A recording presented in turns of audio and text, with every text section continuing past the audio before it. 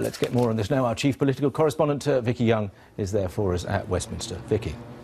Well, picking up on that point there about whether this is a matter of principle or a matter of economics, and I think the trouble a lot of people are having is that it's difficult to know how much money any of these changes may or may not raise, if any at all, or whether it would actually lose the Treasury money in the end. Let's find out the views from UKIP and their economic spokesman Patrick O'Flynn. Where do UKIP stand on all of this? Do you think the non-dom status should be abolished? Well, the most important thing to say is that everyone should pay their fair share of tax into the pot.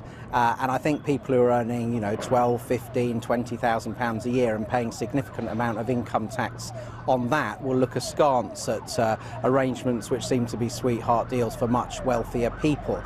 So the key test on the non-doms issue is whether it would actually help raise more money for the national purse or whether it would cost money from the national purse. And UKIP has already proposed setting up a Treasury Commission to find new ways to clamp down on corporate tax dodgers. We would want that commission to make an expert and objective report on whether complete abolition of non-dom status would raise extra revenue, in which case we would back it. But to be honest, if it's going to blow a new hole in the national public finances because there would be a huge flight, as some people suggest, then that wouldn't be a sensible course. Now, Ed Balls seems to have felt in January that there might have been a flight of people and it would cost money. Now Labour are saying they found a way around it with this temporary residency proposal. I mean, what do you make of all of that? Well, look, it's possible that there are ways round it, but we believe... Are you then just replacing one thing with another?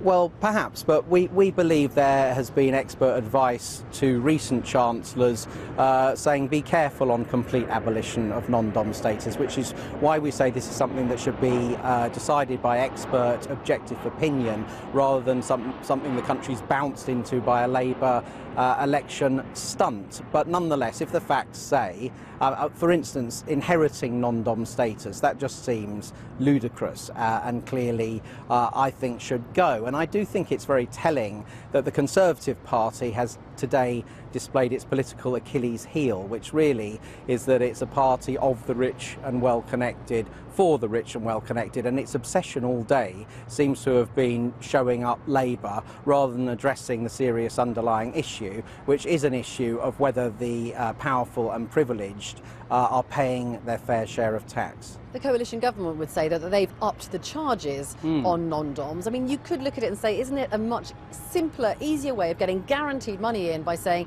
if you want this status, give us 90 grand, or maybe make it a bit higher? Well, I think that's right, that expert opinion might come to that view, and perhaps the next Chancellor of the Exchequer, whoever that might be, could push that limit a lot higher, and that might be a way of testing the water.